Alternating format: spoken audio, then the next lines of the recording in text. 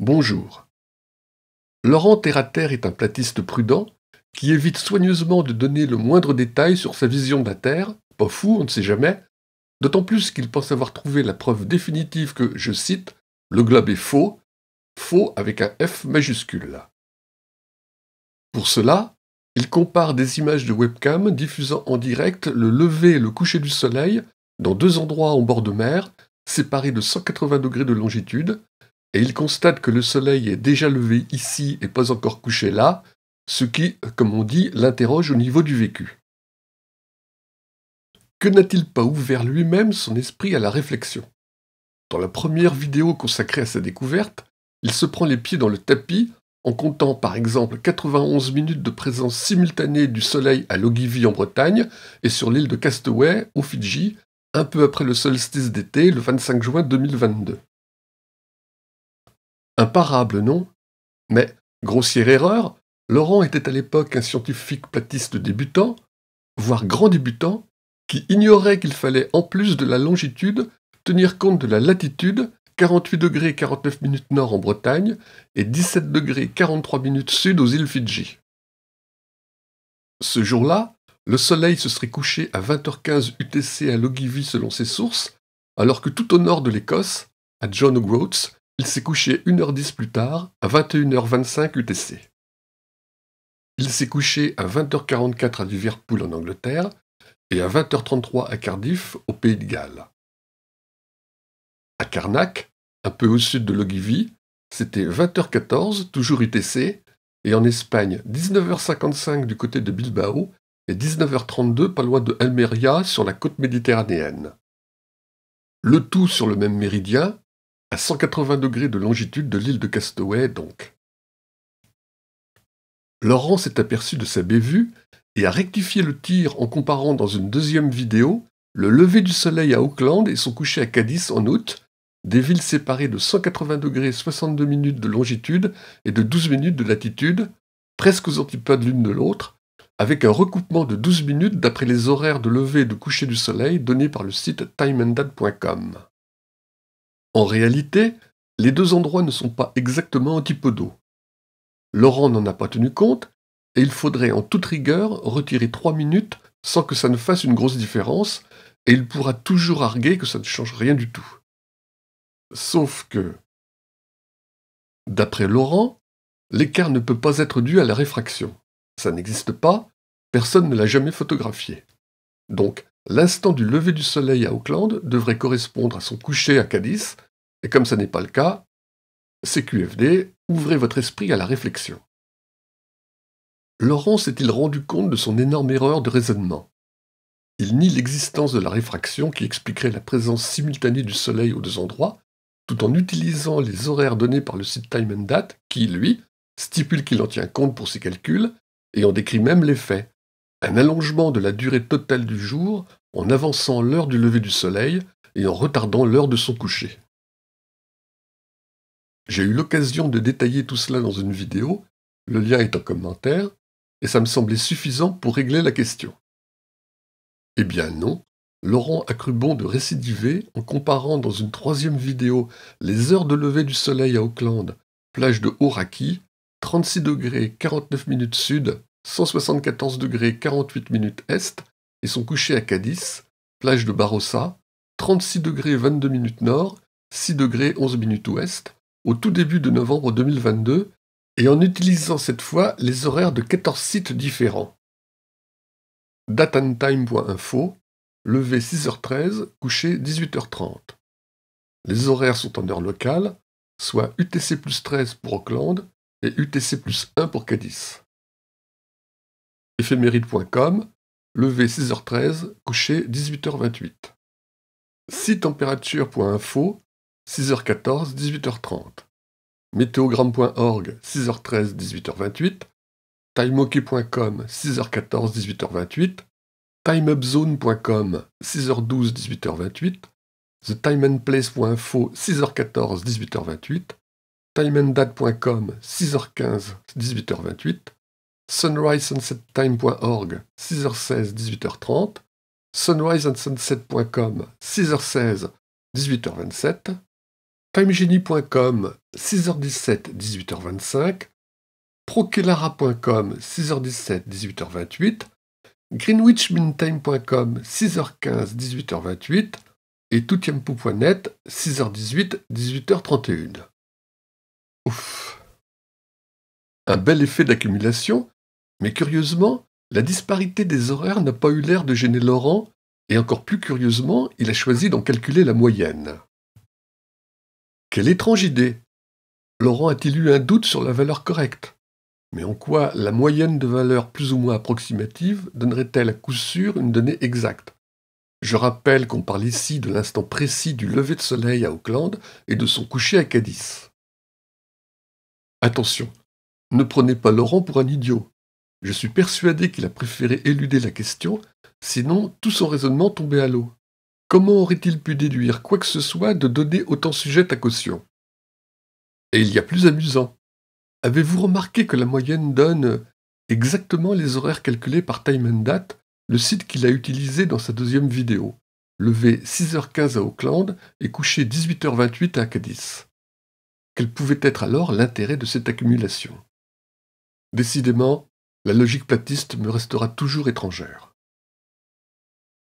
Quoi qu'il en soit, Laurent constate un recoupement de 13 minutes qu'il consent bon prince à réduire à 9 minutes en tenant compte que les deux endroits ne sont pas exactement distants de 180 degrés de longitude, décalage qu'il aurait pu encore diminuer d'1 minute en tenant compte des écarts de latitude. L'observation a eu lieu en novembre et Auckland est 25 minutes plus au sud de l'équateur que Cadiz ne l'est du nord.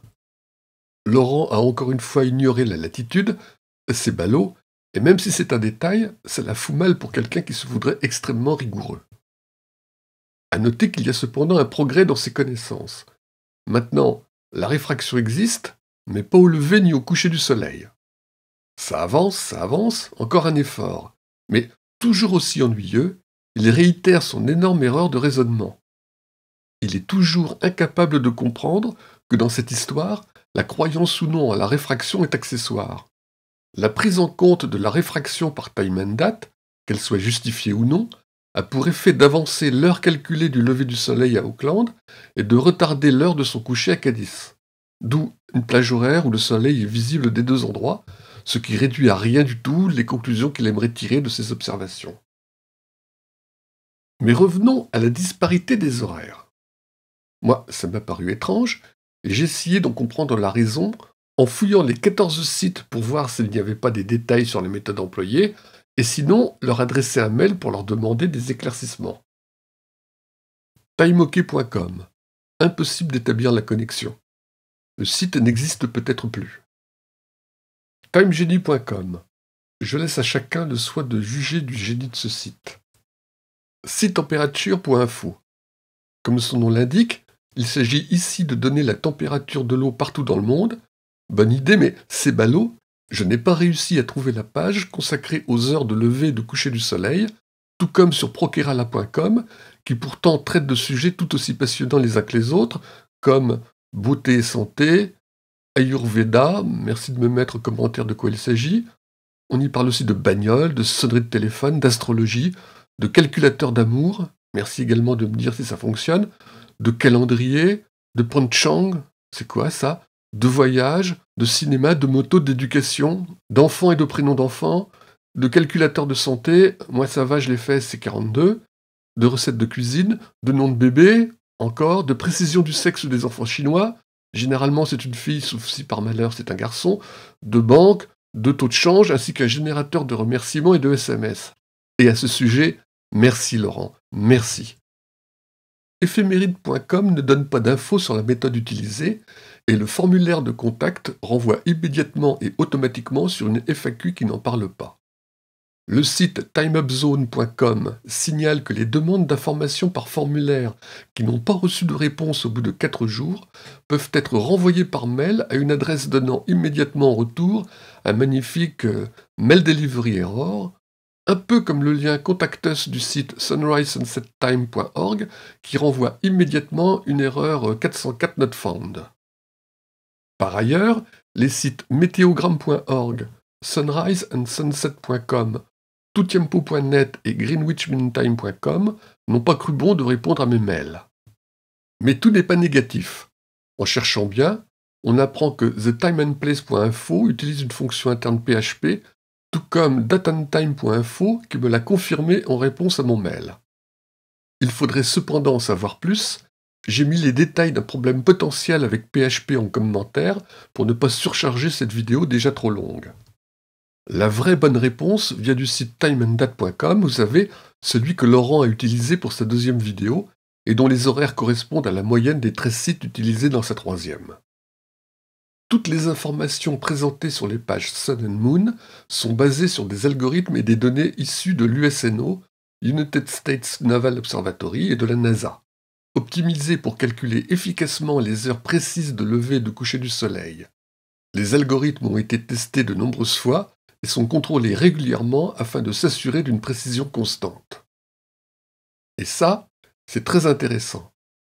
La méthode de l'USNO est décrite dans sa brochure Almanac for Computers, dont les versions jusqu'en 1991 sont disponibles en ligne, ainsi qu'un exemple de calcul en langage C. Les liens sont dans la description, et je me suis amusé à retranscrire le code dans Numbers, le clone de Excel développé par Apple. Vous trouverez sans doute que j'ai des loisirs bizarres, mais vous allez voir, ça valait le coup, le résultat est très rigolo. Vérifions tout d'abord ce que donne ma feuille de calcul par rapport aux horaires de Time and Date.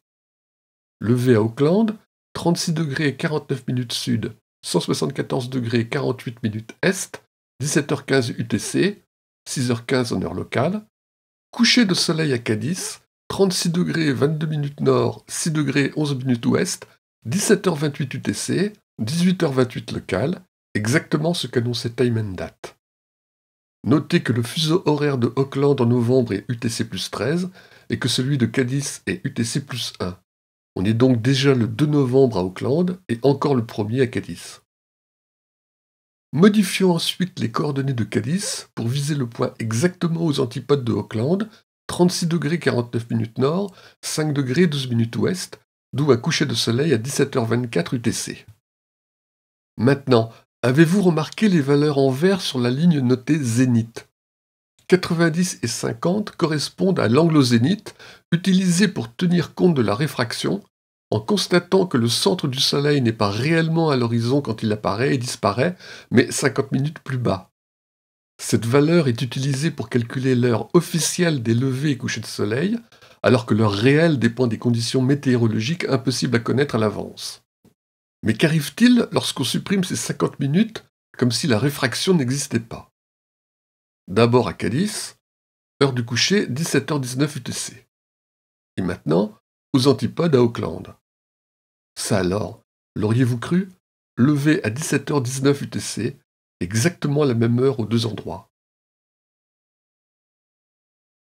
Qu'en conclure ? Si l'on nommait la réfraction, les heures de lever et de coucher du soleil identiques à deux endroits situés aux antipodes confirment, pour ceux qui n'auraient pas le courage ou pas la capacité de le comprendre, que l'algorithme de l'USNO est bien fondé sur une sphère parfaite. Alors, comment Laurent peut-il nier l'effet de la réfraction sur les heures de lever et de coucher du soleil pour démontrer que le globe est faux, avec un F majuscule, tout en utilisant les résultats d'un calcul basé sur une sphère qui en tient compte ? Encore un grand mystère de la logique platiste, mais je ne suis pas inquiet. Laurent a maintenant tout pour comprendre ses erreurs, et que ses vidéos, loin de prouver que le globe est faux, montrent au contraire que la Terre est une sphère, et je ne doute pas qu'il publiera rapidement une vidéo rectificative pour en avertir ses abonnés. Merci de votre attention.